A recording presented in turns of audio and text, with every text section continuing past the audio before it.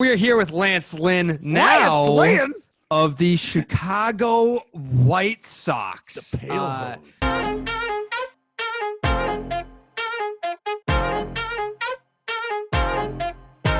Starting 9 in the house. I know it doesn't really hit you until you show up in spring training and you see your new threads, but has it hit you yet that you're now a member of the Chicago White Sox and part of something that could be very, very special in 2021? Yeah, especially when you start ramping up. Once you get off the mound and you start, getting excited to be down there, warm weather, throw to hitters, have your guys there. You start to get the ideas of what a season could be, and you get excited about it. I need to ask, how excited were you, Lance, when you realized, slimming pinstripes? These are going to be a thing for me now. No, I mean, that is nice. Don't get me wrong, but I gave up on that a long time ago. I find that the bigger I am, the better I am. So I'm not worried about that. Yeah, mass equals gas, baby. That's right. Explain that to people, man. Explain that to people, because I myself had spent my entire adult life, my entire career, trying to pack on. So, can I just get to 170, please, so I don't fucking blow away in the wind? There's actual truth to mass equals gas. And how are you able to, sort of just come to terms with that and say, look, I don't need the 8-pack. I don't need all that shit. I've got fastballs, and that's really all I throw, and I get these fucking guys out with that. I don't need that. Well, I mean, I think that over time you realize that, this is my body type. This is who I am. So how am I going to use it to my advantage? Like you said, I was 170 when I was 12 years old. So I've always been a big boy. So I was like, you know what? Everybody wants you to be skinny. They want you to be bodybuilder. They want you to be cut. But half the guys that I know that are like that are injured a lot. So I was like, how am I going to be who I'm going to be? How am I going to stay healthy, and how I'm going to be the best I can be? And I've learned how to manage it, learn how to make the body move the way I want to, even though it might look big and out of shape, but I'm just as flexible and just as athletic as the rest of them. I just might not look it. So I enjoy that too. It kind of sneaks up on people. Yeah. How cool is it to go from, a free agency where it's like you might be fielding some 1-year offers to then be sought after as a trade piece where it's like, hey, we're going for it this year and we want Lance Lynn to be a part of that? I mean, that just shows you that, what you do on the field and you try to go out there and help your team win every day pays off. Sometimes this game will humble you real quick, and it has over my career, but I try to go out and do everything I can to help that team win that day that I'm pitching for, and it's working out. And that's who I'm going to be, and that's who I've always been. And to have that opportunity to go to a team that wants to win and wants to go for it is exciting, because that's why you play the game. So Jared makes a great point about sort of how things have come full circle, because you're now the commodity, the sought after, the hired gun. Like this dude right here, this is a needle mover. Not only for the fans at home who've got their needle moving because you're now joining the club, but everybody thinks their chances are a hell of a lot better. You were a part of some ridiculous rotations, salty vets included very early on in your career. Guys like Carpenter, guys like Waino, who else? Westbrook, right? Jake was in there. Kyle Loesch, Edwin Jackson. I had John Lackey too. I had some of the old boys there. Right, you had some absolute OGs. So what has been something that they have left you with that you have taken through the rest of your career that has found you at this point where you're sort of like those guys, the hired guns, the needle movers? I think that over time that you're with each of them, and each of them were different individuals. They did things differently. They went about their work differently. But they all competed. When it was their time to play, and in between the lines, didn't give a damn how they felt. They were going to do everything they can to leave it on the line that day. And that's something that was ingrained in me growing up with my dad. It's like, I don't care how you do it, but it's just one pitch, one at bat, one way to help your team win that day. If you do that, who cares how it goes or how you feel? So that helped me a lot. And then you kind of learn from each of them. And then what you do is, what am I good at? How am I going to stay good at it? And then the other things that I might not be as good at, I'm going to slowly bring those up with what makes me who I am. And then you become a complete player. And that's what, it takes time, but they were able to teach me, and I was able to just kind of keep working and find my way. So obviously you found the greatest success in your career the last couple of years. So is it a point where you adjust, your off-season workouts and routine as you go because of age, or is it like every off-season you're experimenting with something like, let's see if this works going into this season? like what was the evolution of your off-season preparation for a big league season to get you to the point where, you know, you're working on potentially a third straight top 10 Cy Young finish?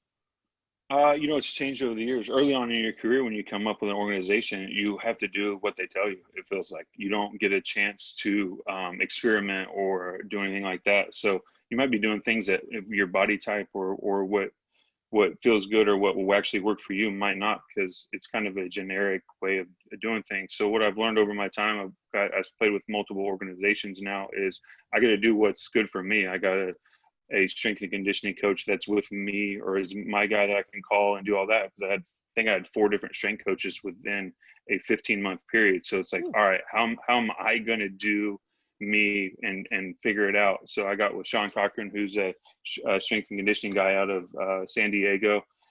He does some golfers and stuff like that. And with my body and type and stuff like that, I needed to be more flexible, be able to do more things like that.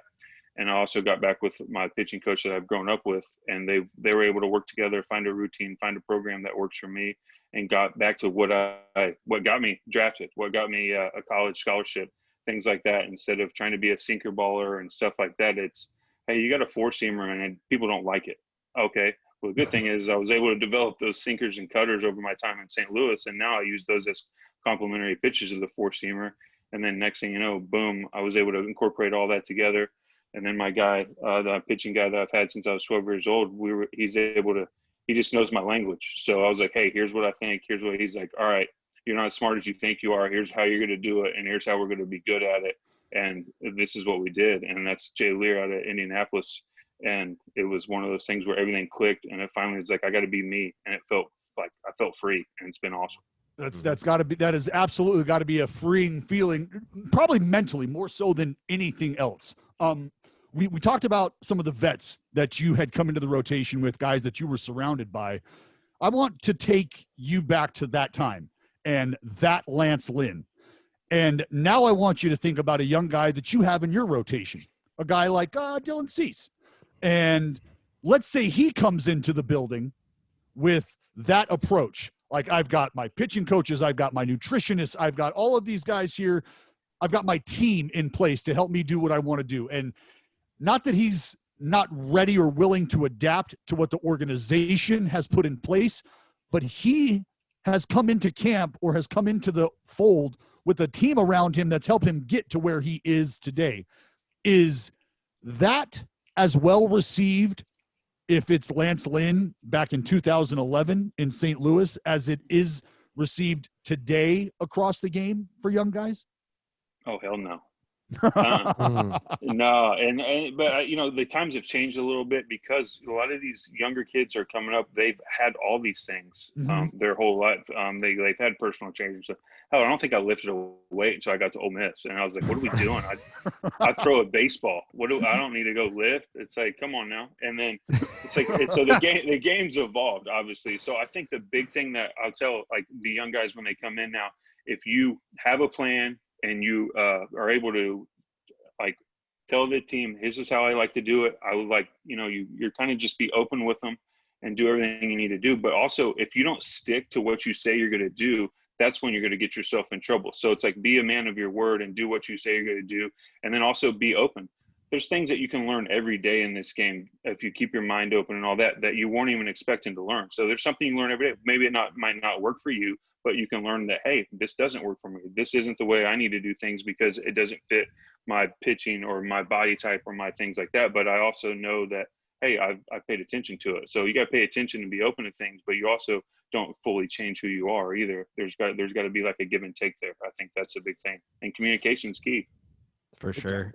If you could boil it down to one particular moment for both of these, like, was there a moment where you're thinking to yourself, like it's a moment of adversity or failure, and you had a thought in your mind where you're like, I don't belong here? And then was there a moment where you had a defining moment where you were like, I absolutely belong here? You're talking like in the major leagues that I belong there? Yes. Yeah. I mean, I felt like that since I was 12 years old. That was what I was going to do. That's kind of been my mentality. You know, and I think it helps that when I was 12, I played in the League World Series. So I've had the highest of highs playing in the League World Series, and I gave up a walk-off grand slam. So it was like it kicks you right in the sack real quick too. So is it's that the like Little League World Series? Oh yeah, I can give up a homer now, and I started young. Oh, I know. But that was one of those things where this is what I wanted to do, and that's the only thing that I enjoy doing. I enjoyed playing sports, played all three, so I enjoyed competing, and was one of those things. This is what I was going to do, and there was never a time where I didn't think I belonged. There was a time where I was like, hey, you better figure something out, or you're about to get slapped back down the minor leagues, and you didn't want that. So you have to always be evolving. You have to always be trying to figure things out, knowing what you're doing. And then I think the big thing is I just learned hitters, learned what they do, figured out what they do, what they're going to try to do against me. You know, some guys do different things through different at-bats. Instead of just saying the one-mind approach, you got to be able to command both sides of the plate, up, down, in, out, and keep them off balance by making them sure they feel you inside too.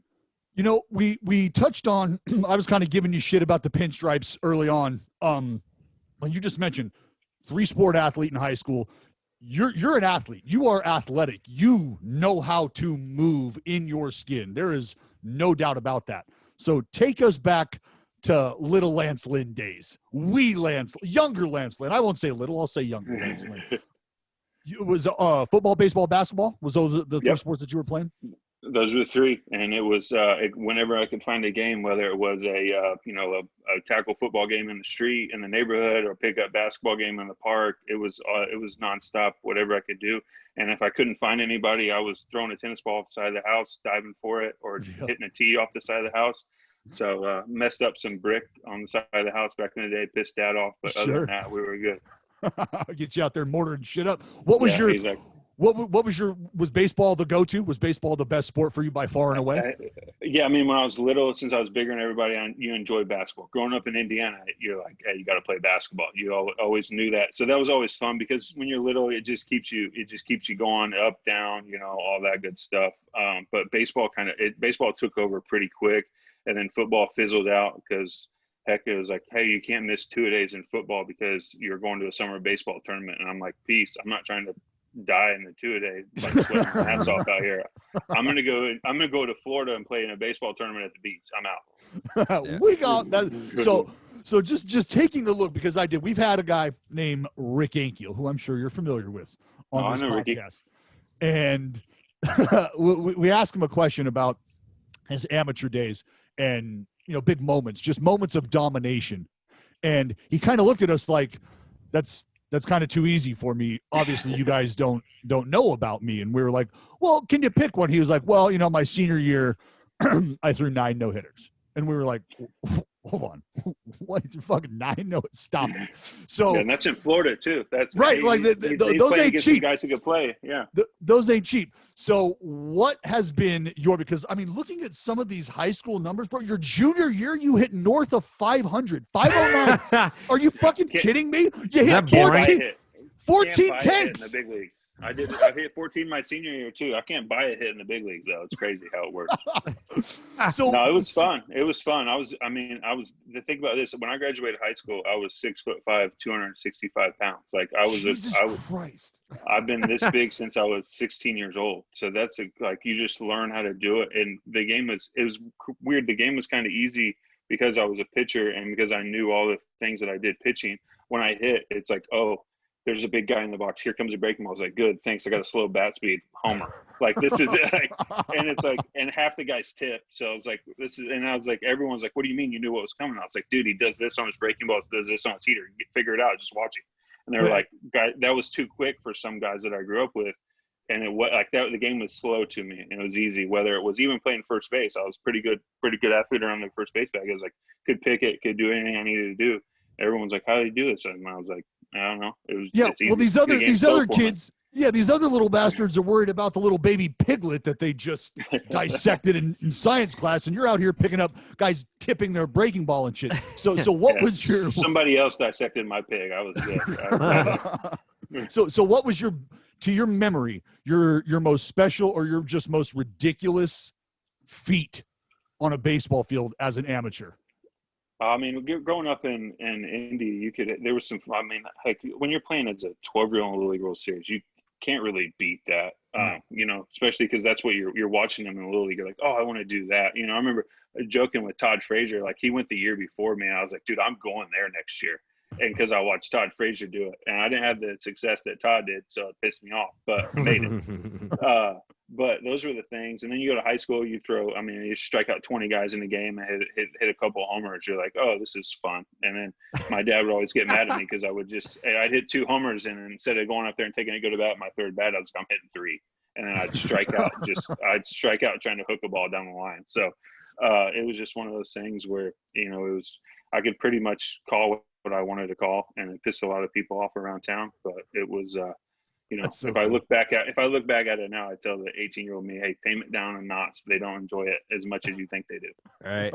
Yeah. I mean, like, but you now going to the White Sox, like you've got some teammates now that they like to pimp it a little bit. Like they like to put a little flavor on it. Is that something that, you know, coming from, you know, like your early beginnings to where you were kind of that guy, like you could mash yourself, and now as a big league pitcher, do you have an appreciation for hitters that have a little bit more flair? Like knowing that, like there are a lot of guys that pitch in the big leagues that don't know what it feels like to hit an absolute tank, and you do. So like what's your thought process on the guys that style homers? I got no problem with it, really. If that's who you are and that's what you're about, I totally respect it. This game is about expressing yourself and expressing who you are. Now, when I was coming up in the St. Louis days, if that happened, it was like, oh my goodness. Someone's gonna bleed. I don't really know. So the game's obviously changed because we want that. Like we want kids to enjoy watching our game. Now there comes a time where it's like, hey, you're literally just trying to show that guy up. That's when now if the guy deserves it, I got no problem with it. Like, so that's where it comes to. It's like, and if a guy shows you up because he's just trying to show you up, now I strike you out and I show you up back, you got to deal with it.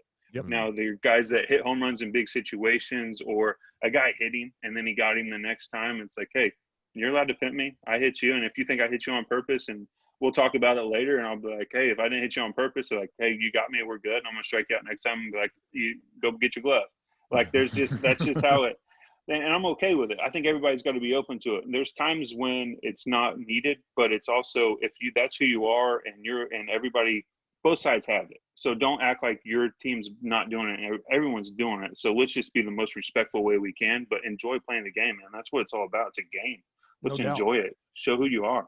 So now that you are going to be getting acquainted with your new teammates, you've obviously got some guys in that rotation that have some dirt under their spikes. They've gotten it done.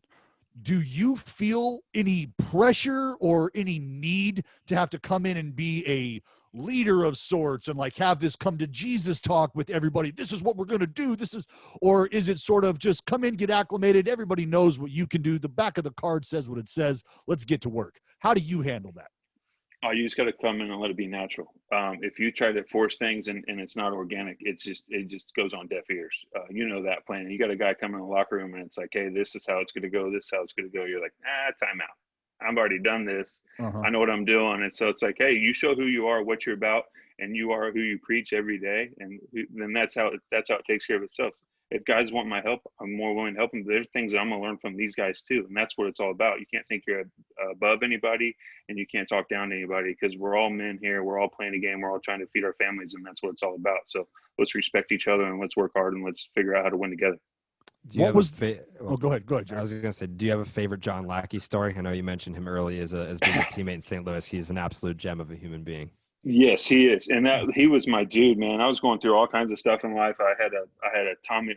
I needed Tommy John the last year he was there, and I was pitching through it. And he did the same thing when he was in Boston one year. You know, had his ups and downs there, and he just kind of helped me get through a lot of things in life. And he's just the truth. Like, you ask him the question, he's going to tell you what he feels, but he's also going to tell you how to, or help you how to, figure it out. And the old saying, John Lackey told me that if you're going to hoot with the Owls, you better be able to soar with the Eagles. So you can do whatever you want, but you better be able to show the hell up and play when it's time. Mm-hmm. He's the best. That's the best ever. That is the best I was like, ever. Ooh, I got you. Yeah. Get your ass up and go get your workout in. That's what I'm talking about. That's the kind of veteran prodding, the sort of veteran, like, this is how shit is going to go. And that's kind of what I was getting to, is because the guys that you're getting ready to join, like they've been around the block, maybe not as many times, but they've got an idea. And it's always good when you have guys like you showing up. And it's wonderful just to talk to you, man, because you get a sense that you're very real, you're very genuine, you're going to show up into that room, and it's going to be very organic. You're not there to try to be anybody's big brother, to show anybody how to do something that they haven't been doing correctly. You're just there to be a part of the club, to be the guy that you've been. Is there a moment that you had with the Cardinals as a young guy where you were brought into that fold and you were still just sort of a fly on the wall, but maybe it's that first dinner out with the pitchers, maybe it's that first outing, you know what I'm talking about? What was that like for you? And can you do you recall that moment? Yeah, man, I remember it was I think it was my second or third year, and then you're looking at, all right, I started a game, and I don't remember who was pitching the next day, but it was Loesch, Westbrook, and Carpenter. So I'm guessing Wainwright had to be pitching the next day. So I'm sitting there after the game. I pitched. I had a pretty decent game, and they were like, "Hey, hotel lobby, hotel bar," and I'm like, "What?" And like your first like true like, "Hey, you're coming," and then it's like we sat there and just for I think about 2.5 hours just sitting there, and I think about hour and a half, 2 hours of it, nobody was even having a drink. It was just sitting there talking shop, doing all that. So it was like you just it was one of those things where I'm like, man, okay. And then you get like early on in your career, you had to sit in the middle of the plane. You had to look forward. You couldn't look back. If you had to go to the bathroom, it was up front. You don't go to the back of the plane to go to the bathroom. That's for the boys back there. The Too old far boys past the wind. That have earned it. Yeah, don't even try to come back past the exit row. Don't even attempt it. And I remember like there was a time during this time there was like, hey, come on back. And I'm like, okay. And then I was like, I got a little too like comfy, and Carpenter goes, take it on back up. And I'm like, dang it. All right. It's like, but, it's like one of those things where you just learn you learn your way, you earn your time. And then as long as you are, that's what they did. They taught me how to work every day, and they taught me how to be who I'm going to be and be that same person, and don't change. Good, bad, up, down. When things are going right, you don't change. When things are going bad, you don't change. You're always the same guy, and you're always working and be there for your boys. One more question. We have our last question, but then one more question before we get to that. The moment in Yankee Stadium, the 16-1 game, you come out of the bullpen, you take a little tumble. Is that a moment where you like, can you laugh that off, or are you like pissed that you're like, God damn, like it's like a playoff game, everyone's watching, and I just ate shit out here. Like, is it like, are you able to like what is your, because I probably would have walked off the field if it were me. I'd be like, all right, I'm done. Been there, Lance. Yeah. No, been there. Dallas Braden kicked a stack of cups that bounced off the back wall of a dugout and then hit himself in the forehead with them. So that's probably worse. I've been known to throw a few things that come back at you. Sometimes those hard balls, they shoot them back at you. No, right when it happened, I was like, damn, not New York. Annie Bear, but New York. And I was like, it happened. I was like, fuck, that kind of hurt a little bit too. I can't be hurt off that either. And it was like, no, I'm up. We're good. Everything's fine. And I was like, damn, that was slip. I don't even know what happened. I was like, it slipped right through it. I was like, all right. Well, that's what after the game those damn new spikes got too much on them. I should have wore the old ones. That's where Lance is walking back and forth across the trainer's room. They got the door open. You're not walking in, but you're just walking by like, hey, if you guys want me to come in, I can come in. Left SI is barking. Just heads up. Just so you know tomorrow morning. Love it. All right. Well, Lance, thanks for the time, man. The last question that we ask each and every one of our guests, if you had the opportunity to jump in a hot tub time machine, regular time machine, and take a hot tub time machine so much better, take you back in time to any moment in baseball history, you jump out of that hot tub time machine, what baseball moment are you watching and why? Oh man, is it a baseball moment? For me, I got to figure out what the Babe was all about. I mean, they were riding trains. He had his own train car in the back. I want to be in that train car. Yeah. Hell with the game. I want to just talk with the Babe in his train car. That's where I'm at. That's what I'm talking about, Lance. I think that's how you learn the game right there. That is the best answer. That is the most original answer that we have ever gotten on this. And it is probably my favorite answer at this point in time because I am a massive George Herman Ruth fan. Jared. Yeah, I want to see what the Babe's about. Jared doesn't Yeah. believe that the guy existed. Yeah, he's a mythical character. I think he's fictional. I don't Hey, think if he ever had his own existed. train cart back in that time, he is like he was his own thing. There's nothing better. I mean, it happens today, but at that time, this is a dude who was making more money than the president. Right. He ran it. Yeah. It was his world. Sure. The whole entire United States was his. Yeah, he sucks. Lance Lynn, everybody. Thanks, Lance. Appreciate it, fellas. Thanks, Thank you. big dog. Appreciate you, man. Big time. No problem. Take it easy. Good luck this year. Yeah, good luck. Thanks. We'll see you at the See y'all yard. around.